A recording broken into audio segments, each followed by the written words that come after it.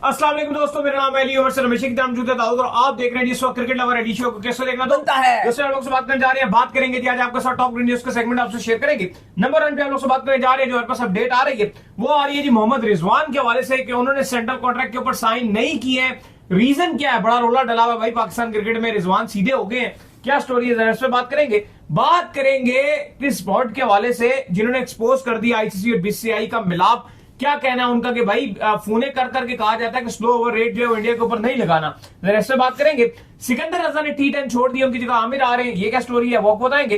PSL की दो new teams के हवाले से, तो ये T10 के हवाले से कुछ अपडेट आपके साथ शेयर करेंगे। बात करेंगे पीएसएल की दो न्यू टीम्स के हवाले से, वैल्यूएशन के हवाले से कुछ अपडेट आ रही है, कुछ अली तरीन ने भी कुछ ऑफर्स करवाई है, वो क्या है वो भी आपको बताएंगे। तो अगर आप हमारे चैनल पर पहली बार आए, चैनल को सब्सक्राइब करें, साथ के बेल आइकन बजाना ना भूलिएगा। बात का खास करते हैं नंबर खबर के साथ जो हमारे पास आ रही है, तो सबसे नंबर 1 खबर आ रही है वो यही आ रही है कि भाई रिजवान जो है वो एक इकलौते प्लेयर रह गए जिन्होंने सेंट्रल कॉन्ट्रैक्ट के ऊपर साइन नहीं किए। और जरा ये कोट कर रहे हैं कि रिजवान ने स्ट्रेट फॉरवर्ड कह दिया है कि मैं तब सेंट्रल कॉन्ट्रैक्ट के ऊपर साइन करूंगा जब मुझे बताएंगे कि मुझे T20 से क्यों निकाला दाऊद साहब।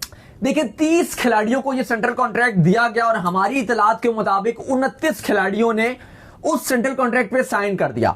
लेकिन कल एक बड़ा ही आप कह लो कि एक बड़ी खबर आई, और क्योंकि कल मैच भी चल रहा था तो ज्यादा उस पर बात नहीं कर सके, लेकिन मोहम्मद रिजवान ने कह दिया पीसीबी को, रोक टोक बोला कि मैं सेंट्रल कॉन्ट्रैक्ट पे साइन नहीं करूंगा, मेरे बहुत सारे बातें हैं जो उनको जवाब देना पड़ेगा आपको, तब मैं साइन करूंगा। और पहला जो बड़ा मुतालबा है मोहम्मद रिजवान की तरफ से वो ये कहा गया कि मुझे T20 स्क्वाड से क्यों ड्रॉप किया गया, मुझे इसका बाकायदा तौर पर रीजन चाहिए। मेरी कोई परफॉर्मेंस बुरी नहीं थी T20 में, मुझे निकाल दिया गया।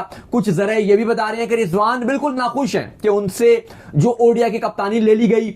इवन पीसीबी ने ये चलवाया अपने बहुत सारे सहाफियों के थ्रू के रिजवान तो खुद ही अपनी कप्तानी जो है वो छोड़ना चाहते थे। रिजवान तो कोच माइक हैसन को पहले ही बता चुके थे कि मेरी इतनी ज्यादा हमआंगी नहीं बन रही, टीम में यकजहती नहीं है मेरे साथ, तो मैं कप्तानी करने में इंटरेस्टेड नहीं हूं, आप कोई और कप्तान ढूंढ लो। लेकिन ऐसा बिल्कुल भी नहीं है, क्योंकि अगर आप रिजवान का पॉइंट ऑफ व्यू लो तो वो बहुत ज्यादा पाकिस्तान क्रिकेट बोर्ड से नाखुश नजर आ रहे हैं, और इसी वजह से उन्होंने सेंट्रल कॉन्ट्रैक्ट पर साइन करने से साफ मना कर दिया है। अब ये चीजें काफी खराब भी हो सकती हैं।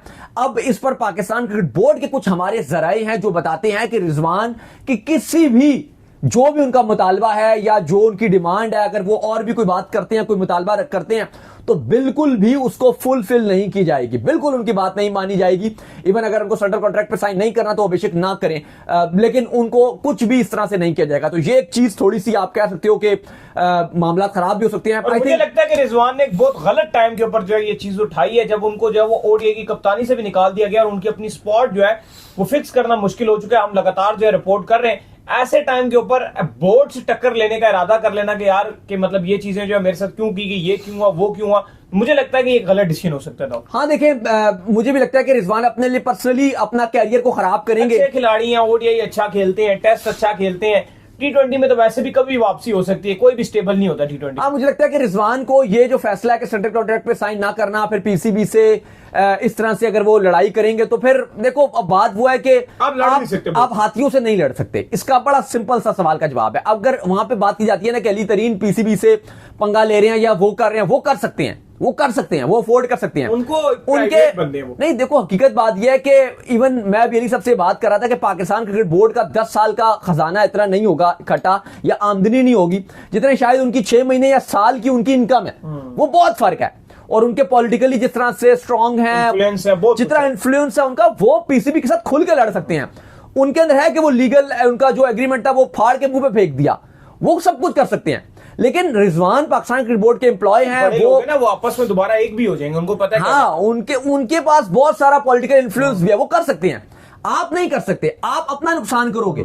थोड़ा बहुत कुछ होगा, थोड़ा बहुत चलेगा, लेकिन बड़े खिलाड़ी हमने देखा पाकिस्तान में साइड लाइन कर दिए जाते हैं ना, कोई पूछता भी नहीं है। रजाक जैसा ऑलराउंडर साइड लाइन हो गया, किसी ने पूछा? अफरीदी तक किस तरह गए, कैसे गए? शुएब अख्तर को वर्ल्ड कप के आखिरी मैचेस तक नहीं खिलाया और यूं साइड लाइन कर दिया। अफरीदी एंड तक कहते रहे जी, एक मैच उनको फेयरवेल मिल जाता, उनको नहीं आ सके। मोहम्मद यूसुफ का एंड कैसे हुआ पता ही नहीं चला, अरसे के बाद रिटायरमेंट आई। बहुत सारे कैरियर ऐसे खराब हुए हैं। और वो ये मत सोचिएगा पाकिस्तान में कि किसी की रिप्लेसमेंट नहीं है, हर बंदे की हर पॉइंट पे हर जगह पे रिप्लेसमेंट। और देखो और T20 की अगर आप T20 की बात कर रहे हो तो इस पर तो पीसीबी आराम से जवाब दे देगा। सच बात है, रिजवान की जगह नहीं बनती T20 में, सबको पता है कि रिजवान की जगह T20 में तो नहीं बनती। मान लिया कि बाकी भी कुछ नहीं कर रहे, उस्मान खान को भी चांस मिला फ्लॉप, हारिस को मिला फ्लॉप, अभी ओडीआई में आपने बैकअप के तौर पे हसीबुल्लाह को रखा हुआ है। लेकिन देखो बात यह भी है कि रिजवान की T20 में इतनी अच्छी परफॉर्मेंस नहीं है। इवन आपको ये सवाल पूछना चाहिए रिजवान को, मुझे लगता है कि सवाल भी गलत पूछ रहे हैं, उनको ये सवाल पूछना चाहिए कि मुझे ओडीआई की कप्तानी से क्यों निकाला। एग्जैक्टली ये सवाल बनता है। ये इस पे हमने भी बात की कि ये उनके साथ बहुत बड़ी ज्यादती की गई है कि एक वो कहेंगे मैंने ऑस्ट्रेलिया में सीरीज जितवाई, मैंने साउथ अफ्रीका में सीरीज जितवाई, गुजरा और आपने निकाल दिया। ये सवाल भी बनता है, ये ये T20 से मुझे क्यों निकाला इसका तो मुझे लगता है कि पाकिस्तान क्रिकेट बोर्ड सिंपल सा जवाब देगा कि ओपनिंग हमारी फखर बीच में अभी नहीं है, चलो वो आ जाएंगे, या साइम है या फरहान है। जवाब भी नहीं देते, खैर ऐसी बात। मैं एक बात कर रहा हूं कि अगर जवाब देना चाहे तो जवाब आप दे भी सकते हो, लेकिन ये चीज नहीं होगी। फिलहाल अगर आप सेंट्रल कॉन्ट्रैक्ट की बात करें तो ए कैटेगरी में तो आपको पता है किसी को रखा हुआ ही नहीं है। जो बी कैटेगरी में नाम है उनमें इब्रार अहमद है, बाबर आजम है, फखर जमान है, हारिस रऊफ, हसन अली, मोहम्मद रिजवान को रखा गया जिन्होंने अभी तक साइन नहीं किए, साइम अयूब, सलमान अली आगा, शादाब खान और शाहीन शाह अफरीदी। ये आपके मतलब बी कैटेगरी है, लेकिन ए कैटेगरी में कोई है ही नहीं, तो सबसे बड़ी कैटेगरी आपकी बी है। फिर सी कैटेगरी है जिसमें अब्दुल्ला शफीक, फहीम अशरफ, हसन नवाज, मोहम्मद हारिस, मोहम्मद नवाज, नसीम शाह, नुमान अली, साहिबजादा फरहान, साजिद और सऊद शकील है। जबकि डी कैटेगरी की बात करें तो अहमद दानियाल, हुसैन तल्लत, खुरम शहजाद, खोईदिल शाह, मोहम्मद अब्बास, अब्बास अफरीदी, वसीम जूनियर, सलमान मिर्जा, आपके टेस्ट के कप्तान, आपके पाकिस्तान क्रिकेट बोर्ड के इंटरनेशनल अफेयर के डायरेक्टर साहब वो भी हैं, शान मसूद साहब वो डी कैटेगरी में, और सुफियान मुकीम। ये आपके सेंट्रल कॉन्ट्रैक्ट की लिस्ट है जिसमें सब ने साइन कर दिया। एक आपके सिर्फ रह चुके हैं, मोहम्मद रिजवान। जाहिर है जब आप साइन कर लेते हो तो फिर अगले महीने से आपको सैलरी आपके अकाउंट में आना शुरू हो जाती है। अच्छा, क्रिस ब्रॉड ने जो है वो एक्सपोज किया है ये आईसीसी के बीसीआई का गठजोड़, ये बेसिकली जो आईसीसी के मैच रेफरी जो है वो रह चुके हैं। इन्होंने ये बताया कि यार ड्यूरिंग मैच मुझे जो है वो कॉल आया कि यार आपने जो है वो इंडिया के ऊपर जो आपको कहते हैं कि आवर रेट का जो होता है वो आपने नहीं लगाना भाई। ये क्या कहानी है? देखिए जो क्रिस ब्रॉड हैं, ये आपको पता है जो इंग्लिश लेजेंडरी फास्ट बॉलर हैं स्ट्रूड ब्रॉड, ये उनके फादर हैं। और क्रिस ब्रॉड जो है ये मैच रेफरी आईसीसी के फराइज अंजाम दे चुके हैं। बहुत लंबा कैरियर इनका रहा है मैच रेफरी में भी, बड़े शानदार ये खिलाड़ी भी थे। अगर इनकी बात आप करें तो 2024 में इन्होंने आखिरी अपना मैच सुपरवाइज किया और उसके बाद इन्होंने ना टेलीग्राफ को इंटरव्यू में बड़े बड़े आप कहो कि चीजें एक्सपोज की हैं, कहीं ना कहीं आईसीसी और बीसीसीआई को एक्सपोज कर दिया। और उसपे इसलिए भी ये चीज एक हाइप पकड़ गई क्योंकि अभी कुछ टाइम पहले मैच रेफरीज को लेकर बहुत ज्यादा कॉन्फ्लिक्ट आया था। पाइक्रॉफ्ट को लेकर एशिया कप में बातें हुई कि पाइक्रॉफ्ट जो है वो बहुत ज्यादा बीसीसीआई के इन्फ्लुएंस में आ रहे हैं, बहुत ज्यादा इंडिया की बात सुन रहे हैं, बहुत ये चीजें चली कि जय शाह का हाथ उनके ऊपर है, ये है वो है। अब इसमें जो क्रिस ब्रॉड है उन्होंने कहा, उन्होंने काफी एक मैच भी बताया, खैर उन्होंने पुराने मैच की बात बताई है, जो उन्होंने एग्जांपल दी तो वो काफी पुराने मैच थे।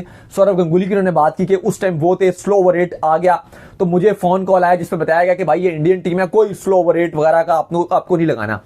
अब बात यह है कि वो बहुत पुरानी बातें कर रहे हैं। इस टाइम जो करंट एरा है जहां पे साफ साफ चीजें नजर आती हैं कि बीसीसीआई का इन्फ्लुएंस है।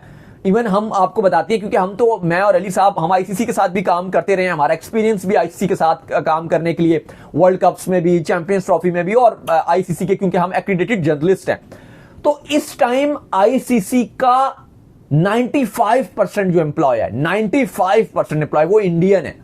जय शाह के आने के बाद पहले भी रेशियो ये इंडिया की ज्यादा थी क्योंकि बहुत पिछले अगर आप 10-12 साल में देखो तो इंडिया का बहुत ज्यादा बड़ा इन्फ्लुएंस रहा है। मेजॉरिटी ऑफ एम्प्लॉयज आईसीसी में इंडियंस ही रहे हैं, लेकिन जो पिछले 2-3 साल में रहे हैं वो तो एक्सट्रीम ही हो गया ना, लगता है तो टोटली में 95 मैंने बताया। लेकिन अगर मुझे यकीन है कि अगर एक्यूरेसी आप देखोगे तो शायद अगर आप एक एक बंदे गिनोगे कि कितने बाहर की, कितने पाकिस्तान से हैं, कितने ऑस्ट्रेलिया से, कितने इंग्लैंड से, कितने हैं, तो शायद ये 99% भी चली जाए कि भाई सिर्फ 1% कहीं और की हैं।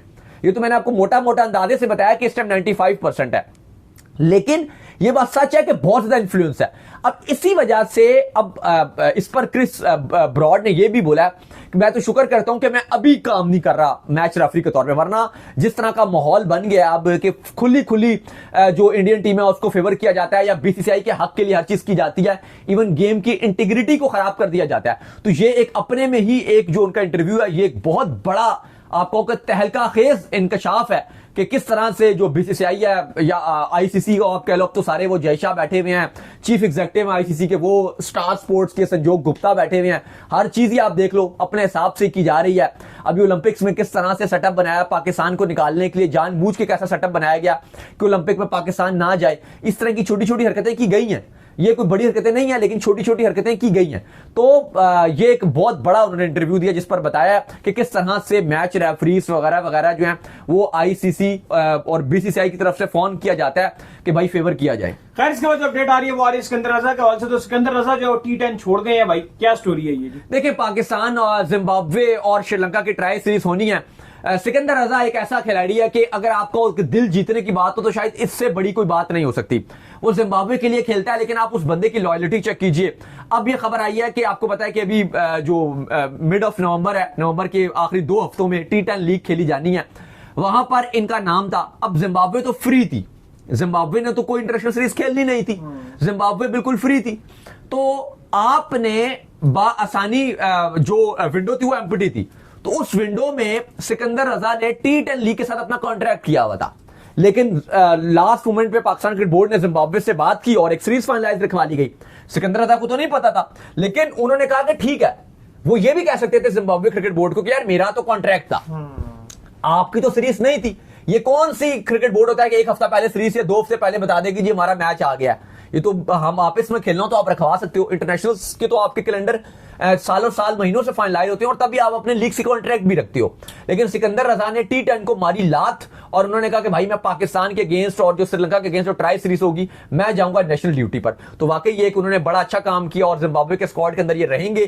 प्लस इस T10 में बात करें तो काफी सारे एक्शन में दिखाई देंगे, कोयटा की भी टीम है, मोहम्मद आमिर भी एक्शन में दिखाई देंगे और भी आपको काफी सारे स्टार्स देखने को मिलेंगे। खैर इसके बाद जो अपडेट आ रही है वो आ रही है PSL की 2 नई टीम्स के हवाले से। तो ये क्या अली तरीन साहब ने जो पेश किया है वैल्यूएशन के हवाले से, क्या कहानी है ये? देखिए अली तरीन ने ऑलरेडी बताया कि उन्होंने पीएसएल की स्ट्रेटजी बताई है कि किस तरह से पाकिस्तान क्रिकेट बोर्ड की जो फ्रेंचाइजीज हैं वो सारी प्रॉफिट भी कमा सकती हैं और किस तरह से एक अच्छे तरीके से पीसीबीज को इंप्लीमेंट करे, वो आपको फिर बताएंगे। आज थोड़ा सा टाइम कम है, डिटेल में आपको बताएंगे। लेकिन एक बात तो है अली साहब के पाकिस्तान क्रिकेट बोर्ड को थोड़ा सा सोचना पड़ेगा कि अभी जो न्यू वैल्यूएशन आई है सारी टीम्स को बताई जाएंगी, इसमें अली तरीन भी ये बता रहे हैं और जो मुल्तान सुल्तान की ऑडिट टीम है वो इस पर बताती है कि हमने 7 बिलियन का खर्चा किया है। जो जितने भी ईयर अगर आप पिछले 6-7 साल जो उनके पूरे टाइम के एंड ईयर के जो उन्होंने अपनी फ्रेंचाइज ली हुई है, 7 अरब रुपए से कुछ ज्यादा उन्होंने खर्चा किया है। और जो उनकी कमाई हुई है पीएसएल से वो हैरान कौन है, टोटल 1.5 अरब कमाई हुई है। 7 अरब से ज्यादा खर्चा और 1.5 अरब सिर्फ उनको कमाई हुई है। तो कहते हैं किसी तौर पे भी ये एक बेनिफिट नहीं है। ठीक है, बाकी जो फ्रेंचाइज हैं वो सारी प्रॉफिट कमाती हैं, क्योंकि अगर आप उनकी और इनकी फीस में देखोगे तो बहुत ज्यादा डिफरेंस है। इतना डिफरेंस है कि एक आधो आध होता है, एक होता है 3 टाइम्स, एक होता है 4 टाइम्स, कुछ में तो 7-7, 8 टाइम्स डिफरेंस है। तो उन्होंने बात की कि भाई हमारी बिल्कुल फ्रेंचाइज कमा नहीं रही। दूसरी तरफ पीसीबी जो है वो एक बार फिर कल कह चुका है कि ये जो नया 10 साल का कॉन्ट्रैक्ट है ये हमने तैयार कर लिया। कुछ जरा ये बता रहे हैं कि जो फीस है उसमें 25% इंक्रीमेंट आएगा। जितनी आपकी फ्रेंचाइजीज की पुरानी फीस थी उसमें 25% इंक्रीमेंट आएगा। अब मसला यह है कि अगर आप मुल्तान सुल्तान के 25% इंक्रीमेंट लगाते हो तो वो तो उनका अरब के हिसाब से उनका इंक्रीमेंट वैसे ही लगेगा। बाकी जो ये कोयटा हो गई या पेशावर हो गई या इवन आप कराची वगैरह की भी बात करो, लाहौर की बात करो, इनका तो कुछ बनेगा, इनका तो कुछ 2, 4, 5, 6, 10, 7 करोड़ का खाली फर्क आएगा। लेकिन उनका तो डायरेक्ट ही अगर 25 भी हो तो सीधा 25 करोड़, जितनी आप कह लो कि कोयटा की पूरी कीमत नहीं होगी, पूरी कीमत बढ़ाकर भी नहीं होगी, उतनी उनकी इकलौते की जो है वो खाली इंक्रीमेंट लग जाएगा कि और उनको एक्स्ट्रा फीस देनी है। अब मसला ये भी है, पीसीबी साथ ये भी कह रहा है कि हम सारी फ्रेंचाइजीज को देखेंगे, हम उस सिर्फ फ्रेंचाइज को कॉन्ट्रैक्ट रिन्यू करेंगे जिसकी हम 2-3 चीजें देखेंगे। एक तो ये कि उन्होंने अपनी जितनी अकाउंट्स वगैरह उसमें शफाफियत रखी हो, फिर उन्होंने और काफी सारी उन्होंने चीजें बताई हैं। मतलब इन शॉर्ट वो यही कहना चाह रहे हैं कि अगर जैसे मुल्तान सुल्तान है, यहां से बहुत बयानबाजी हो रही है, तो अगर हमें इनको हटाना चाहेंगे तो हम इनको हटा भी सकते हैं। लेकिन अभी तक जो पाकिस्तान क्रिकेट बोर्ड और मुल्तान है, उनके मामलात सुलझे तो नहीं है, लेकिन खराब जरूर होते जा रहे हैं। उम्मीद करते हैं कि दोनों बैठकर बैठें और बात को सुलझाएं, क्योंकि एक मुल्तान भी एक बड़ी फ्रेंचाइज है, जाहिर है उन्होंने पैसा बहुत ज्यादा लगाया है, तो इस पर पीसीबी को भी सोचना चाहिए। तो चलो उम्मीद करते हैं तुम्हारे शो आपका वीडियो को लाइक कीजिए, हमारे चैनल को सब्सक्राइब कीजिए, साथ में बेल आइकन को बजाइए। एक और काम कर लीजिए, वो कर लीजिए, हमारे फेसबुक को फॉलो कीजिए, लिंक डिस्क्रिप्शन में मौजूद है। आप सुनते हैं नेक्स्ट वीडियो में, ख्याल रखिए, अल्लाह हाफिज।